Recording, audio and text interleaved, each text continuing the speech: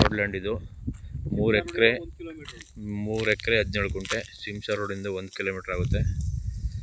ಏನು ರಾಗಿ ಇದೆ ನೋಡಿ, ರಾಗಿ ಉಳ್ಳಿ ಫುಲ್ ಸ್ಕ್ವೇರ್ ಆಗೈತೆ. ಇದು ಚೆನ್ನಾಗೈತೆ, ರೆಡ್ ಸಾಯಿಲು, ನೀರು ಚೆನ್ನಾಗೈತೆ. ಇಲ್ಲಿ ಹನಿ ನೀರಾವರಿ ಮಾಡವ್ರೆ.